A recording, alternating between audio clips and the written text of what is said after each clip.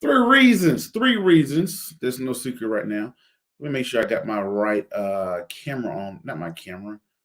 Yeah, let me turn my microphone on. I figured I was gonna get something, but I caught it this time. There we go. Y'all should be able to hear me better now. All right. So today or tonight, we're going to go over three reasons why world conflicts benefits investors. Now, I say conflict, I don't say war. Why I don't say war? Because guess what? The last time we had a war, little do we know, it was World War II. Vietnam, Korea, all those other things, those was conflicts. Why? Because only Congress can declare war. And the last time Congress has declared war was World War II after the bombing of Pearl Harbor. But that's besides the point. So we're going to talk about world conflicts, wars, everything. Why? Three reasons why that benefit investors like you and I. But ladies and gentlemen, if you haven't done so already, y'all know what time it is. Go ahead and make sure.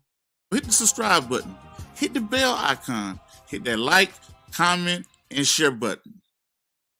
Once again, ladies and gentlemen, boys and girls, and children of all ages, you are now tuned into the Investor Show. As always, this is your gracious host, the Prince of Investing, Prince Dykes, coming to you guys and girls live all the way from the beautiful city and state of Denver, Colorado.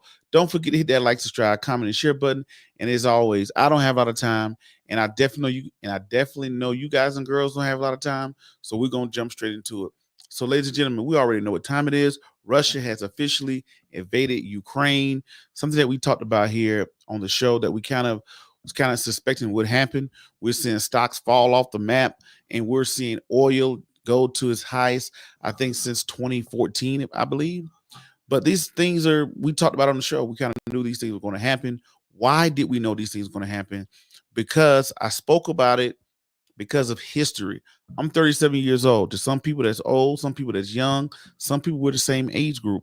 But the thing about it is, as a young man, I know that there's a lot of things I don't know, and there are things that have happened that will happen again, and that has happened again if you know how to go back and study. So I have to go back and do a lot of reading. When was inflation this high? How does the stock markets react to conflicts and world wars, things like that? This one I already knew because I've read a ton of books. I read a lot of books about people that talked about being in the 1920s. I mean, World War One, World War Two, Korea Wars, Vietnam War, Desert Storm, all the way to Iraq. All these things has happened, right? All these conflicts that we've had happen throughout the world throughout this time. I've read these people and watched what they had to say. This how I'm able to make this episode about three reasons why this is a very beneficial time for investors. And then at the end, I'm going to keep it all the way real with you and tell you why it's a hard time for investors as well. But if you're catching this live right now, y'all make sure y'all go ahead and hit that thumbs up button and drop a comment. Tell me where you're checking in from. Robert Reed says, thanks for clearing up that idea definition of war. Yeah, definitely. Some people are like, oh, yeah, we're going to war. This war. Now, only Congress can declare war according to the Constitution.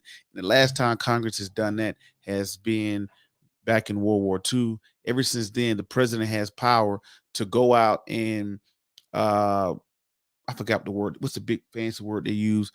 The president has power to deploy troops, right? So people out here talking about, oh, they're going to put the draft back in. Let's be honest, man. The military, half you guys don't even qualify to be in the military. And if you told half people right now to do 20 push-ups, they'd probably go crazy. They'd probably pass out, including myself. But anyway, ladies and gentlemen, so a lot of people getting crazy. Oh, the draft is coming. Oh, it's going to be a nuclear warhead. Oh, it's going to be this and that or whatever. I don't know. I think that's a little bit overselling it. But let's get into it. All right. We're going to talk about this. The first reason why, and shout out to Robert Reed for checking in tonight. Robert Reed, I don't know where you're checking in from, but thanks for checking in. So let's get into it while y'all check to here. Let's go to these three reasons. Where are they at? I did not. Oh, there you go. I thought I didn't have them up here. Number one, boom and bust. Boom and bust. Number one is the boom and bust, right? So I put it backwards. It should have been bust and boom. So right now, what we experience today, Dow Jones drop, S&P 500 drops, NASDAQ drops. It was dropping on its way up to this potential thing to happen. This always happens, right? It's like clockwork.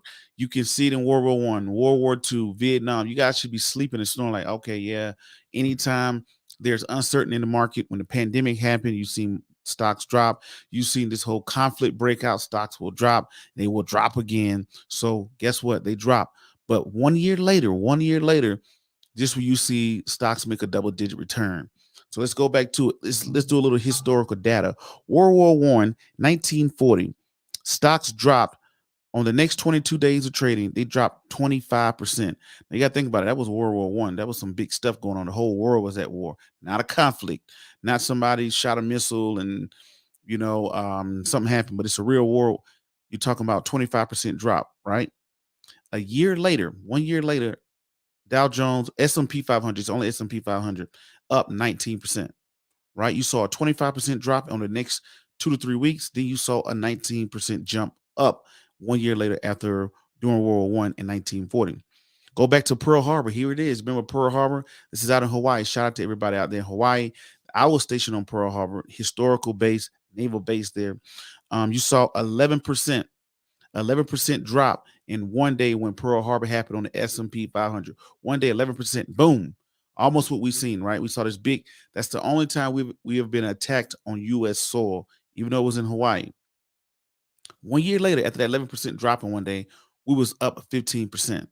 And I can do this over and over. World War One, World War Two, Korean conflict, all those stuff like that. It's like clockwork, guys. Some people will DM me saying, Prince, you said it. You was right about oil. It jumped. I mean, guys, that's nothing about me being smart or no genius.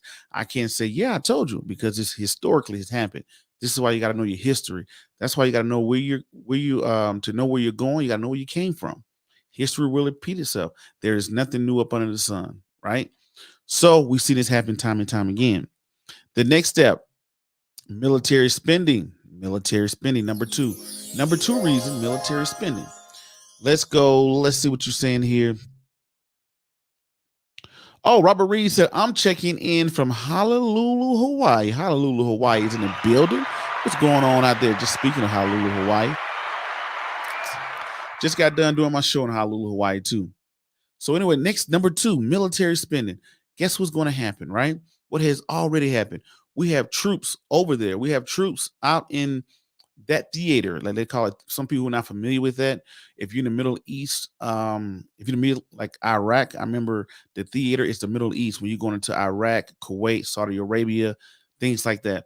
So when you're looking at what's going on now, we probably have troops on alert, on ready to go, right?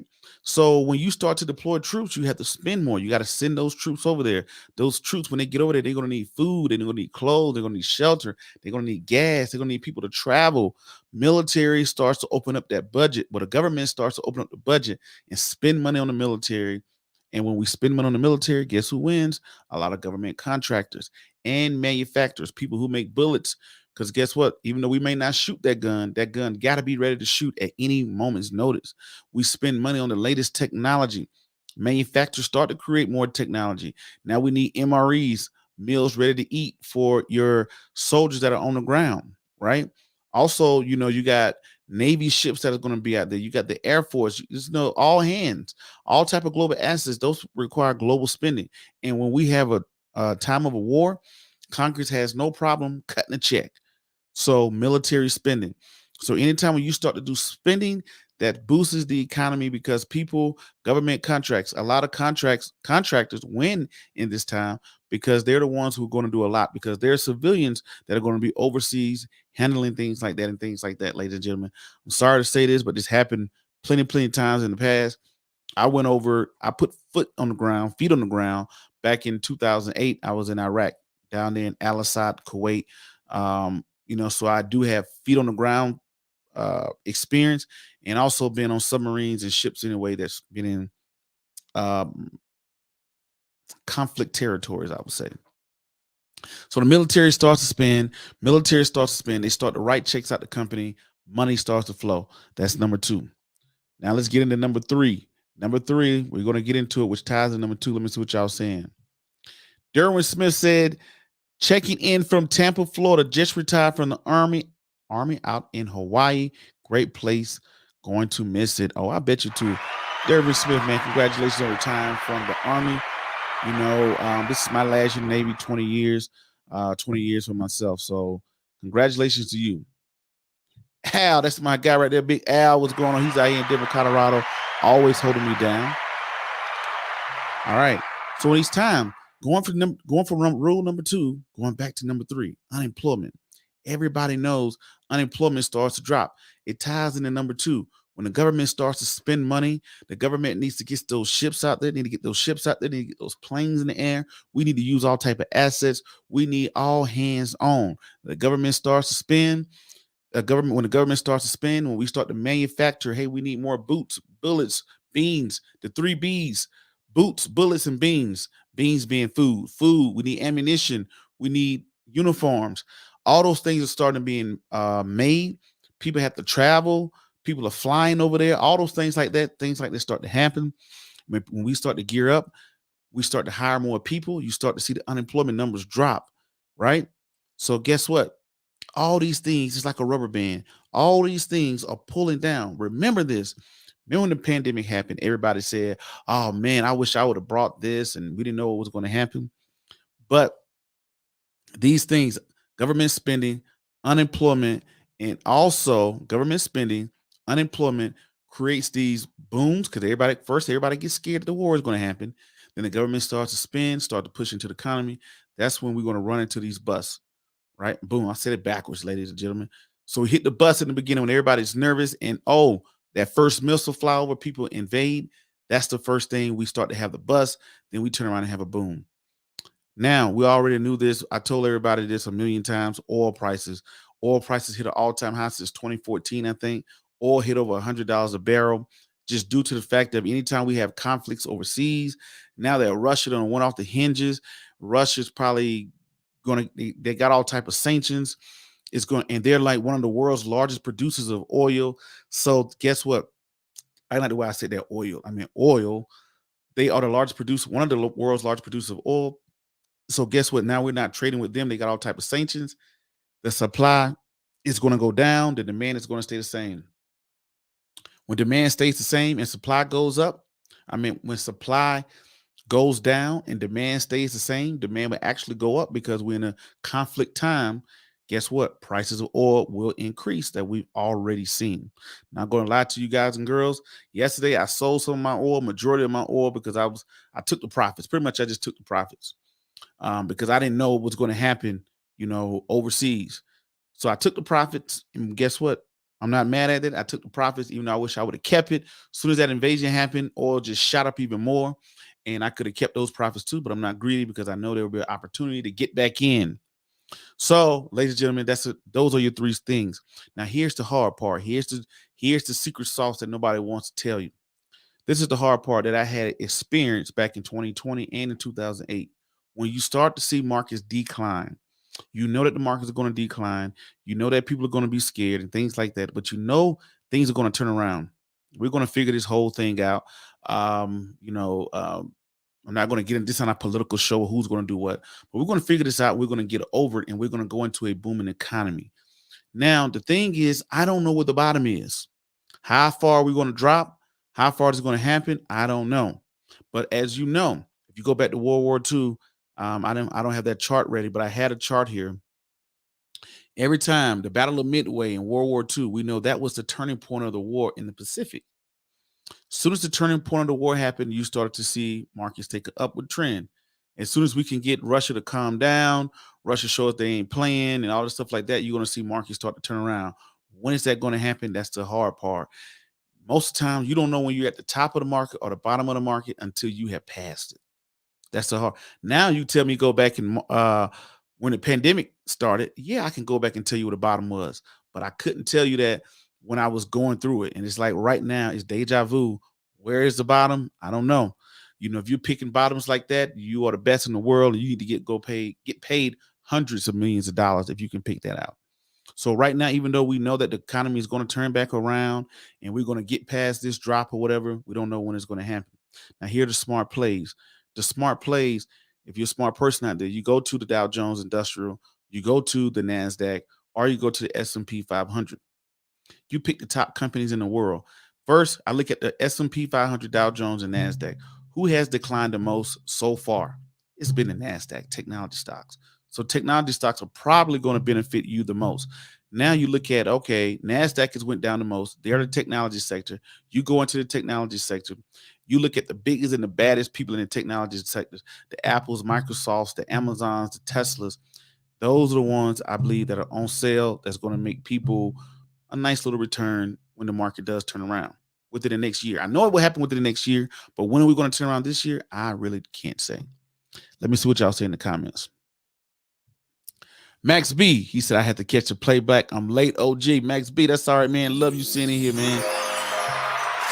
Max B, that's my guy. Always holding me down, man. Always holding me down. Definitely appreciate it. Let's say here we go. Here, Robbery says, "Do you know the major issue that's caused the bear markets?" One, you got to think about it. It's not what is happening to the market; it's what everybody's anticipating. Anticipating, Robert Reed. Everybody knows inflation is at 7.5%. We live in a very low interest rate society. Inflation is at 7.5%. We know the Federal Reserve has to do something about this inflation. The inflation goal is 2%. Inflation is at 7.5%. So that tells you we are 4 times higher, 400% higher than what the Federal Reserve goal is. So the Federal Reserve, everybody's anticipating the Federal Reserve to start to raise interest rates and to tighten up the money supply. The Federal Reserve is going to start pulling money out of the market. They've already started to taper the market. So they're not buying as many assets. When they're saying we're going to slow down our asset purchasing, that's a fancy way of saying we're not going to pump money into the market. When they're going to say we're going to ease up our balance sheets, that's a funny way of saying, a fancy way of saying we're not going to pump money into the stock market. They're not pumping as much money into the stock market as they once was. They started tapering back in November, December. And then on top of that, everybody's anticipating the Federal Reserve to raise interest rates, which is meant to cool down the market. So stocks don't, in the short term, people are not looking at them as being a hot commodity because everybody doesn't know what the Federal Reserve is going to do. Then we get thrown in with a Russian conflict. So there we go. So that's why we're seeing a bear market, because we have this very high inflation that's getting out of control, and everybody's anticipating what the Federal Reserve is going to do. So a lot of people are moving to cash. To a lot of people get nervous. Then all of a sudden we get thrown with a pandemic. Those are my explanations. Spicy Five says probably oil and world conflicts. Okay, I think he was talking about what's going up. But also we have oil, we have gold, IAU. That's the ETF that I kind of use with gold, but I've kind of chose oil over gold. But you have oil, you see commodities. Commodities, things like gold and silver, those ETFs, those it's classic. Everybody goes to gold, oil, and silver during these type of conflicts. Max B said, we have been up for 12 years. Maybe we need to cool down. We had a cool down. We had a nice little pullback in 2020. We was going about 10 years. We cooled down in 2020 as well. So it's nothing wrong with a cool down. We have inflation. I told everybody, I'm sorry to say this, but I think that we're going to head towards a possible recession. We got another monkey wrench thrown in with Russia going into Ukraine. But the big thing is the Federal Reserve has no choice now but to raise interest rates. So when these interest rates start to increase, this is what happened in the 80s. How did they calm down? Everybody says, hey, inflation was the highest it's ever been. Inflation was the highest it's ever been in 40 years. Well, how did we end the inflation 40 years ago? The Federal Reserve moved interest rates up to 20%. That was crazy. So when interest rates got that high, the economy started to cool down. GDP, gross domestic product, started to decline. 2 quarters of a declining GDP is considered a recession, right? 20% off of stocks. We're seeing we passed the correction mark. So I think we're going to have. It was a recession that cleared out that high inflation that I saw back in the early 80s, right? So yeah, there we go. Joy said, looking good, Prince. Thanks. Yeah, I just got done doing my show in Hawaii. So shout out to the two young ladies. We did a 30 under 30. They won the 30 under 30. Two young ladies, 22 years old, who won a 30 under 30 by the Colorado Battalion, also nonprofit organization. So I brought those two young ladies on in Hawaii to highlight them for Black History Month. Two Black young ladies out there doing the thing, being confident, picking out their paths. And so I was happy to do that show. when their organization reached out. So their show will probably be out tomorrow, sometime like that. So shout out to them. It was Miss Jalen and T'Angela. Jalen and T'Angela came on doing great things, and glad to highlight them. So just got done doing this show. How you doing, Miss Joyce? Thank you for tuning in too. Robert Reed said, I got into physical gold at 1700. I feel really good about that. I saw that as a moment to get in for the first time. The thing that's crazy about gold is one of those things that goes flat and then it just jumps up. Flat, then it just jump up. It jumps up every couple of years because the bear comes out. When the bear market comes out, you're looking back in '08, gold, everybody runs to gold. And then once we get out of this bust and start booming, Robert Reed, people are going to throw away their gold and get back into equities and stocks. You know, it's kind of the trend that we go to. Dervin Smith says, "Do you think we will head back to a pre-pandemic levels of S&P 500?" Yes, of course we will. Pre-pandemic, before the pandemic, I think. Yeah, you can look at the charts and see if we haven't already passed that, we're definitely going to pass that. That's just historic. Because think about it, the Federal Reserve goal is for inflation to go up at 2%. So that means the price of goods and services are going to go up. They're designing the market to go up. I mean, I hate to say this, but it is true. The economy, the U.S. economy is manipulated, right? We try to manipulate it to the best of our abilities, right? Well, not my abilities, ain't like I'm the one manipulating, but to the best of their abilities. So people are sitting back. The market is designed to go up. Never in history have we ever had a big joke back like we had in 2020. Look back in 2020, we've already passed those numbers. Let's take a look at it right now before I roll up out of here. We've already passed those numbers. Let's look at pre-pandemic. Let's look at the SPY, right? SPY stock. And we're going to look back over. I'm going to share the screen here. Let me put it over to here. Then let me share so y'all can show it. Now, I like to show you guys. I don't want people to be like, well, Prince said, nah, Prince ain't say nothing. He showed it to you. Like, hey, man, I was watching this goofy guy the other night. So here we go, right? We're going to look at a 5-year chart. Here's a 5-year chart. You said, Prince, are we going to get back to those pre-S&P 500? Look at this.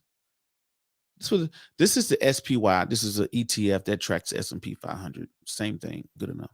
So there we are. This is the level we was at. This SPY index was at $333 before we had that major drop off in the pandemic. Y'all see this nice little, let me blow this thing up. Y'all see this nice little drop off? See, 2020 came along. We was like, oh yeah, look at we getting paid. Yeah. Then February 14th, Valentine's Day came. Then March came, pandemic hit. We bottomed out in March 2020. And you talking about we got back to pre-pandemic levels August of last year. Dervin Smith, we got back to pre-pandemic levels August last summer, right? And it's been up from there. We've already suppressed that. You always see the major dips, we always come back. So yeah, hopefully that helps you out there. All right, Clarence M, great show as usual, Prince. Appreciate that, Clarence. Appreciate that, Clarence M, tuning in. Oh, that's my guy right there, Freddie B. Freddie B from Langston, Illinois. Freddie B, what's going on, Freddie B? Glad to see you, man. It's been a little minute since I've seen you. How is that knee coming along, man? I know you had that knee surgery a little while ago. Hopefully it's better. Hopefully you out there kicking around and shoveling snow out there in Illinois. Because I'm doing the same thing out here in Denver. Not as much as y'all, but we do a little bit too. But nice to see you, Freddie B, man. Thanks for tuning in. I can't see this name here. That says Droth Kermit. I hate drops when I'm in the market, but I keep playing options. Yeah. If you're playing options, you can make money off of drops too. You could buy puts. It's just dangerous because you got expiration dates when you got options. But yeah, nobody likes a pullback, but it's part of life. Life have pullbacks. It's like Outkast said, you could paint a pretty picture, but you can't predict the weather, Miss Jackson. Shout out to Andre 3000, one of my favorite artists. But it's the same thing in life. My dad taught me a life lesson. I was writing a paper for this investment firm, and my dad said, son, your life will never be perfect. no matter how hard you try, your life will never be perfect.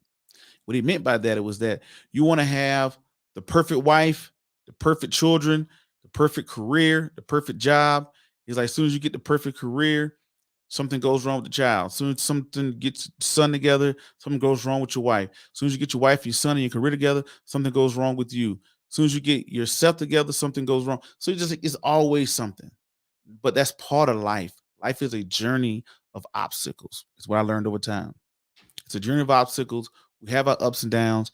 And so the lesson he taught me was don't be a fool and try to create a perfect life. Just try to create the best life you can and enjoy the journey and the ride. 76 years old. Shout out to my pops, old man. Shout out to the old man. But anyway, ladies and gentlemen, I gotta get running. Hope y'all got some out of this. I'm gonna go over these the three reasons right now before I get up out of here. We already know we're going to have the bust and the boom. We're already seeing the bust. We've seen this. We did historical data on how many times it happened. You have the historical bust followed by a boom. Bust, then a boom, right? Bust in the economy, then you're going to have a boom going back up, right? The next thing is when we get into conflicts, the government opens up spending. We find money to spend to send people overseas to fly. The government starts to spend money, giving money to contractors, all type of things. And versus the government's putting out money, guess what happens? Unemployment starts to decline.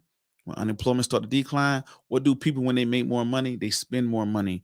So this kind of contributes going back up to the bus. But this is the three reasons why the long-term investors, this is a great opportunity for them. All these dips that come in, they'll be back.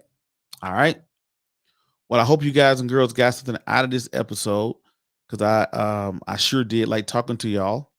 And still, Robert Reed said, he said, that was great life advice. Thanks. Robert Reed said that was great life advice. Oh, yeah. Shout out to the old man.